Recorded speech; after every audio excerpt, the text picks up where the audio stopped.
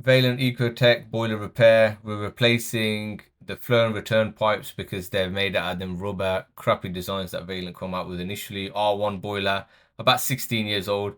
And also the diverter valve is leaking, so we're replacing that. I did give the customer a quote to replace the boiler. He couldn't afford it, so we're carrying out this repair. This video is quite detailed. There is a water leak somewhere in the video. I made a mistake when joining pipes. If you like the video, let me know, subscribe, and leave me a comment. Let's go on with it.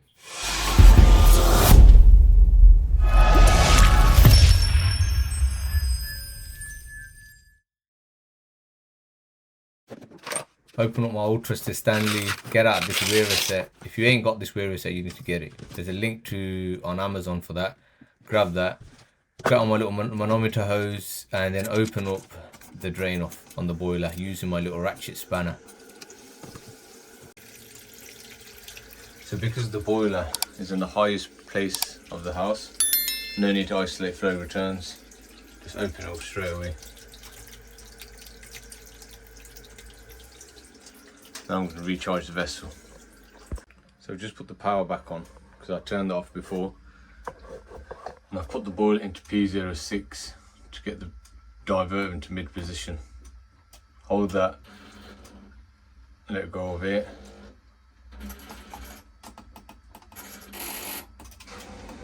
Got P05.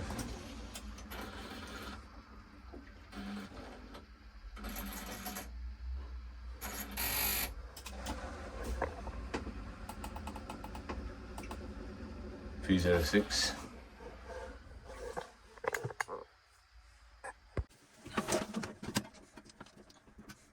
So right here you can see me, I've got the shredder tool there. It's just a little tool that helps me get the core out of the expansion vessel. Whenever I'm doing a job like this, sometimes I'll just silicone it, or sometimes I'll just take the whole core out. When it's really easy like this, I'll just take the core out. So I've took the core out, and what I like to do is put lubricant on the inside of it and put it on there as well, screw it back in and then pump it up. As you can see, I've still got the old manual pump I had when I first became qualified, and now I'm turning the gas off, and I've also turned the power off to the boiler as well. So exhaust has come off, and now I'm just going to take all the wiring connections off, gas valve, fan, spark electrode, anything that I need to take off so I can remove this burner.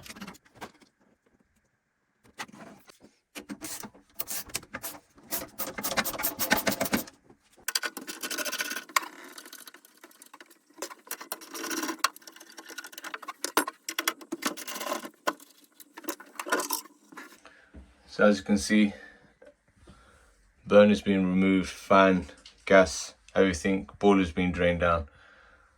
So I'm going to be returning flow returns now because it's the easiest thing to do. Chop through them, pull them out, put new ones in, and then I'll also change the diverter valve as well. Then I'll give the heat exchanger a clean. It's better to do all this first because I've got more access right now, as you can see here. Heat exchanger is very dirty. I'll give that a clean. I'm going to take it from there. So the easiest way to remove the flow and return pipes was literally just to cut out these rubber connections. You can either use a hacksaw, how I've used there, or in the past I've used pipe snips. Again, that's quite easy. This is what I had to hand, so this is what I've used. So you can see I'll slice the whole way through it, and then I'll proceed with taking each one out. So once I've sliced through it, I'll then take the connection off from both sides, one from the heat exchanger, and in this instance here, off from the pump. But just remember, when you are taking them apart, leave everything on it. Leave the washers, leave the clips, the sensors, whatever's on that pipe, leave it. You'll see why after. When carrying out repairs to boilers that are this old, now this boiler I believe was 15 years old or so, I always let the customer know that look, it's quite a big repair that I'm carrying out and other things could go wrong when repairing. So just make sure your customers are aware of that. That will give you a bit more confidence when carrying out the repair.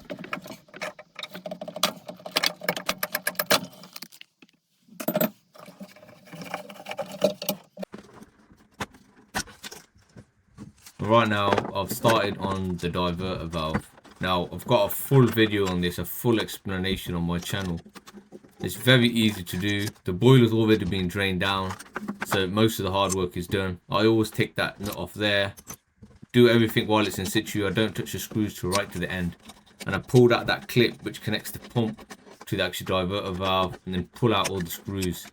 Once it's all done, you'll see there's a little screw which is just underneath the pump. You've got to make sure you undo that little screw there. It will give you a little bit of more play, and it helps you pull this diverter valve out. You'll see me doing it right now.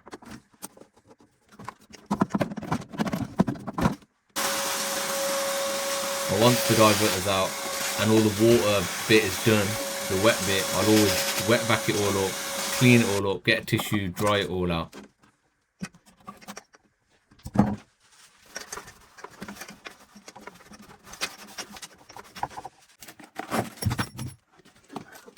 So with the diverter valve, if I remember correctly, again, all this info is in my other video where I replaced the diverter valve, but you can replace brass for brass. You can replace a plastic for a brass diverter, but you can't put a plastic if you've already had a brass. Hope that makes sense, yeah? Right now I'm just putting the diverter valve together, lubricating all the O-rings. The more lube, the better. And this is another thing I like to do on the O-rings, which are very similar to the heat exchanger O-rings, which set at the back of the diverter valve. I like to put a little bit of silicone grease on them. Some people like to use LSX and stuff like that, but I just use silicone grease. I'll silicone grease it, and then I'll push it, and it would help stick it to the back of the plate, which you'll see me doing right now. So when fitting the diverter valve, there's loads of different ways you can do it. Put the screws in first, put the clip in first, put the pipe in first. I was just freestyling, so I just did whatever came to my hand. But one thing to remember is the clip that goes between the pump and the diverter right now. That there is sometimes very difficult to get in right at the end. So what I would suggest is maybe get it in at the start, or get it in just before you tighten everything up, because it can be a pain to get that in. One thing I did do in this video, what sometimes I don't really do, is this pipe here. I put this pipe in first, and then it was quite difficult for me to screw the bottom screw in. So again, it's one of them things that I got around it. It just made my life a little bit harder, but thinking about it after I did the job, or you know, while I was doing it, I was like, why did I put this pipe in? It's one of them things. You can do this job 10 or 20 different ways, and this is how I decided to do it on this particular day. You'll see right now, you see that now I've blocked off the access to actually get this screw in. It's blocked off, but I got it at a slight angle and I managed to screw it in.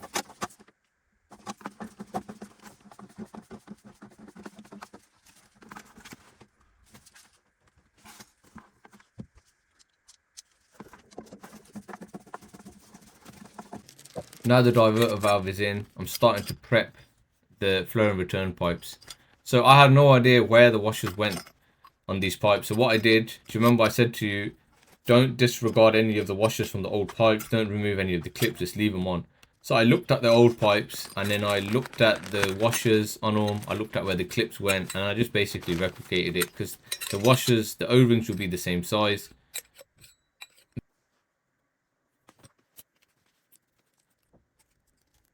So here I'll go again, using the lube that Vaillant provided.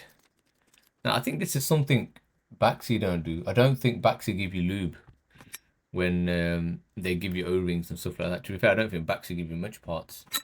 Probably one good thing about Vaillant, they give you the lube and stuff. Not that lube is very expensive, but it's one of them. I might as well just use their lube instead of using mine. So just lube it all up as much as you can. Especially these ones here, the ones that actually go into a fitting, yeah? The more lubed up it is, the better it is. And then right here, you can see me removing the clips, the sensors, because now I know exactly where I'm removing them, so I know exactly where they go on. The mistake that I made here was when I put these onto these clips, I should have completely closed the clip. but I didn't. You notice I just put it on so it just holds on, but I don't close the clip. And I think I did that because I was thinking, what if they're in the wrong place and it might be a mission to take off. And then right here, when I was putting this pipe together here, I've made a mistake here. I'm not sure if you can spot it. Let's see if you can spot it. If you can, let us know in the comment section below. I do rectify it further down the line, but I've just made a mistake.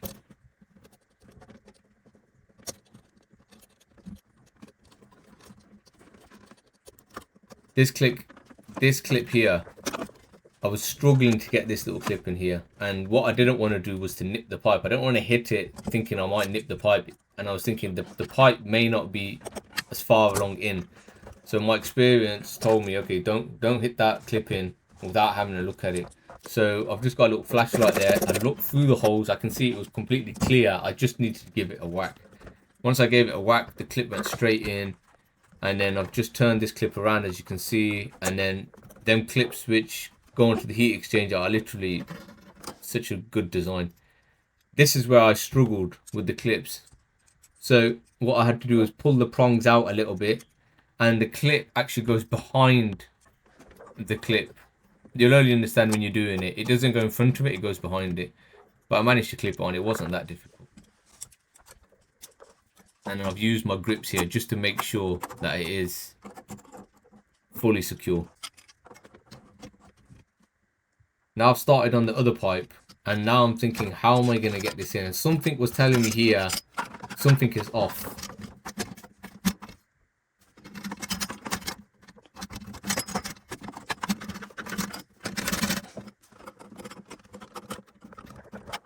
And I couldn't get this pipe in. I probably could have got the pipe in, but my instinct was telling me it shouldn't have been this hard, and it should just slot in. I was moving the pump around and I was thinking, what's going on? And then I realized straight away the mistake that I made. I basically put this pipe in the wrong hole. It should have been in the hole at the front, opposed to being at the back. Again, it only took me a few seconds to switch. And normally what I do, I'll always refer back to the photo. Just to have a look. But in this case I was recording the video, so I couldn't really refer to any photo. But I knew straight away that was the issue. Nice and easy. Sorted it out. Pushed this to the back. And tightened it with my fingers. Again, once it was in the right place, it slotted in really nice. Real nice and easy. Yeah.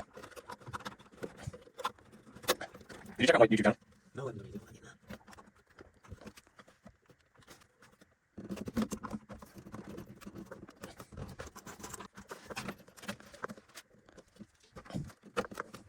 So in this at the top there, you can see me removing the blank plug.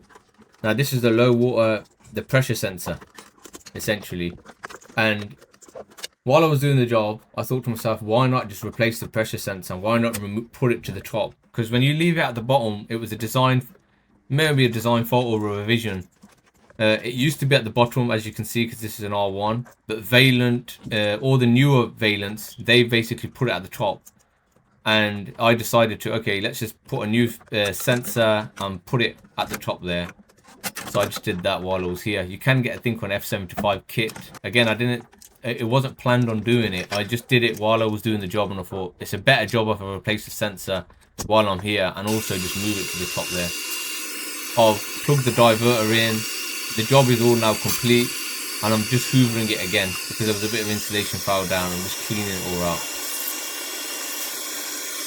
So the wet part of the boiler repair is done. I've replaced flow return pipes, replaced diverter baths, I've closed the drain off, and I've actually filled the boiler up now. You can't see, but I filled it up just to make sure that there were no leaks and there was no issues there. Now I'm moving on to cleaning the heat exchanger. I've just put my little cover there just so nothing gets wet. That's all done at the bottom now. I do have that drill attachment that everybody uses on the heat exchanger, but due to the age and it was not really needed. I didn't use it. You can see right here I've got my new part to jet wash. I've just jet washing it out. I do find that this is quite a thorough clean. It does clean it quite well. But I realised here that I messed up. Again, I've missed something there. I missed the condense hose there. So all the water there which I was using to clean had actually fouled down on the boiler. I've not really panicked. I've just gone with it, got my hoover out, and then I've just started hoovering everything before, you know, it could have caused a real big issue. The main thing is I could hear the water dripping, so while I was doing the cart shot, I heard it. After it's all cleaned, I didn't know if it was working at this point. I didn't want to switch it back on. I just thought it is what it is. I'll just get on with the repair. So G10 sealed here. I've just took the old one out and replaced the new one.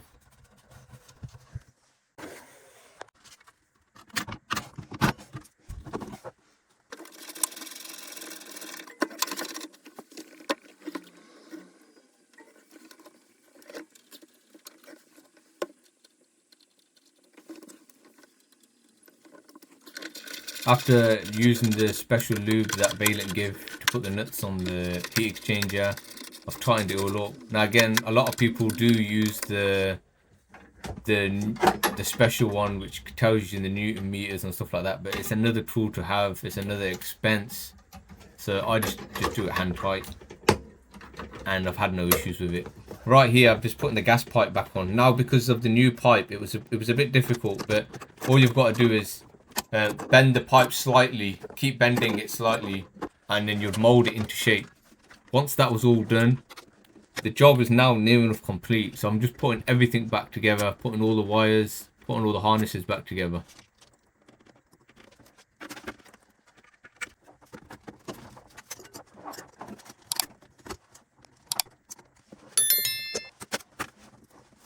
Sometimes the easiest things is putting the screw back on to the exhaust, you know, can be the most difficult.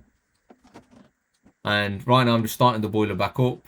I'm gonna now hold the I button and hold plus. So let go of the I and keep hold of the plus. It will start flashing them 2 dots. P06 filling mode. I'm just gonna fill the boiler up. Once it's all been filled up, then I will put it into P0. What P0 is the purge. It will pump. The pump will go one way, pump will go the other way. It will release the air out of the system. While that's happening, I thought it was a good idea now to clean the condenser trap. Now this would be a lot dirtier than normal because I've cleaned the heat exchanger, and it was. So I've given that a good clean. I showed the customer. He was amazed. Put it all back together. So right now I've turned the boiler back off because it was in the purge mode. I've actually turned the boiler off. And now I'm just going to clean the magnetic filter. Again, I've got videos on this. It's not that difficult to do. Open up, relieve the pressure from the top. You always, if I haven't installed the filter, I always have to use the key to undo it. So I've got the key, undone it. You'll see me clean the filter out.